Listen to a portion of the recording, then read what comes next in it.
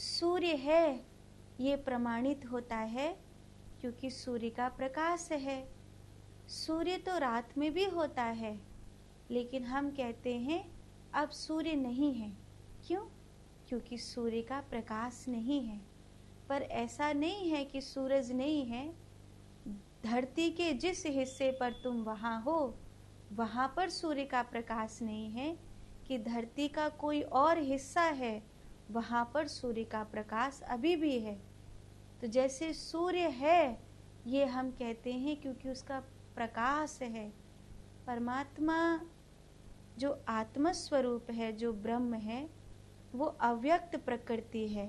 अर्थात अगर तुम उसके सन्मुख हो तो वो आमने सामने है, पूरा पूरा है।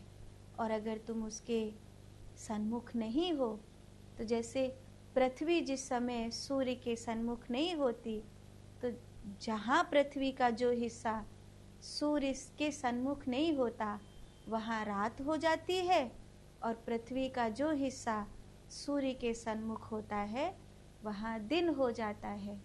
तो जिस समय हम परमात्मा के सन्मुख होते हैं उस समय हम ध्यान में, ज्ञान में, ब्रह्म स्वरूप में हैं। और जिस समय हम परमात्मा के सन्मुख नहीं हैं उस समय अज्ञान में, भ्रम में, क्लेश में, नश्वर संसार में हैं। अब प्रश्न ये है कि हम परमात्मा के सन्मुख कैसे हों? तो परमात्मा के सन्मुख होने के लिए भगवान शंकराचार्य जी ने भी मार्ग बताए हैं, उपनिषद के ऋषियों ने भी मार्ग बताए हैं, और भक्ति के जो आचार्य हुए हैं उन्होंने भी भगवान के सन्मुख होने का मार्ग बताया है। भक्ति के आचार्य कहते हैं कि नाम रूप लीला का चिंतन भगवान के सन्मुख जाने का मार्ग है। जब तुम उसके लिए रोने लगते हो, जब तुम उसके लिए तड़पने लगते हो, तड़प तो तुम रहे हो, संसार के लिए तड़प रहे हो, तुम्हें पता नहीं है कि तुम वास्तव में परमात्मा के लिए तड़प रहे हो। लेकिन परमात्मा का पता न होने के कारण वो जो तड़प है वो संसार के लिए जान पड़ती है। जैसे वो प्रेम जो अनादि से है, जो परमात्मा से है, वो बेटा बेटी में दिखाई देता है, पत्नी में दिखाई देता है, पति में दिखाई देता है, धन में दिखाई देता है। हम केवल जो परमात्मा के न होने का रिक्त स्थान है उसे भर रहे हैं, धन से भर रहे हैं, संसार के प्रेम से भर रहे हैं, संबंधों से भर रहे हैं, उस रिक्त स्थान को भर रहे हैं। लेकिन एक दिन जब शरीर बूढ़ा होने लगता है तब समझ में आता है कि ना तो इसे मैं युवावस्था से भर सकता हूँ, ना इस खालीपन को संबंधों से भर सकता हूँ, ना इस खालीपन को धन से भर सकता हूँ। मैं इस खालीपन को कैसे भी नहीं भर सकती, कोई उपाय नहीं है। लेकिन ये बात तब समझ में आती है जब लगभग जिंदगी खत्म हो जाती है, जब लगने लगता है कि कोई नहीं है जो इस खालीपन को भर सके।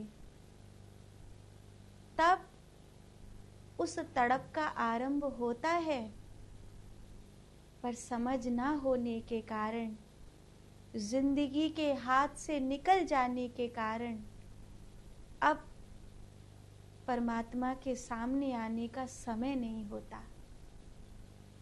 फिर अगले जन्म की यात्रा आरंभ हो जाती है, फिर वही खालीपन लेकर के हम जन्मते हैं और उस खालीपन को जिंदगी भर नहीं भर पाते। जो भक्ति के आचार्य हैं वो इस खालीपन को सेवा सुमिरन से भरते हैं, उपासना से भरते हैं, भगवान की लीलाओं के चिंतन से भरते हैं, नाम जप से भरते हैं। जो ज्ञानी हैं जो वैरागी हैं वो इस खालीपन को ध्यान से भरते हैं, मौन से भरते हैं, अपने पिंड और ब्रह्मांड के वास्तविक स्वरूप को जानकर उस सत्य से उसे भरते हैं।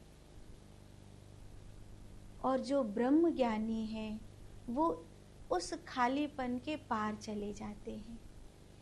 तो वो परमात्मा कैसा है, वो ब्रह्म कैसा है?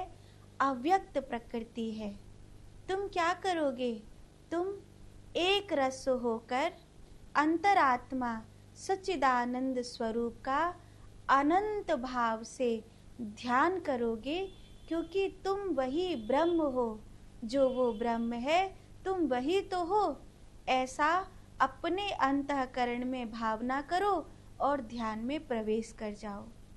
अंतिम 3 श्लोकों में भगवान श्री शंकराचार्य जी ध्यान में प्रवेश करने के लिए फिर एक बार जीव से कह रहे हैं कि वो जिसे तू खोज रहा है तू वही है। हम जिस राधा कृष्ण को खोज रहे हैं हम वही है। हम जिस शिव को खोज रहे हैं मैं वही हूँ। अहम शिवोहम। मैं जिस सीताराम जी को खोज रही हूँ मैं वही हूँ। मैंने प्रारंभ में उनसे नाता जोड़ा कि वो मेरे अपने हैं। त्वमेव माता च पिता त्वमेव, त्वमेव बंधु च सखा त्वमेव, त्वमेव विद्या द्रविणं त्वमेव, त्वमेव सर्वं मम देव देव। तो पहले मैंने उनसे नाता जोड़ा, फिर जो संबंध जोड़े, चूंकि अविद्या को अविद्या से ही काटा जा सकता है, अविद्या को विद्या से नहीं काटा जा सकता। संसार के संबंध से मोह हटाने के लिए या संसार के संबंध से मोह हट गए तो वो जो संबंध का खालीपन था उसको मैंने परमात्मा से भर दिया कि बेटा बेटी सब नाता तोड़ सकते हैं लेकिन तू तो नाता नहीं छोड़ेगा। मेरी बहू कौन है? सीता जी है। मेरा बेटा कौन है? राम जी हैं। मेरे सखा कौन है? कृष्ण जी हैं।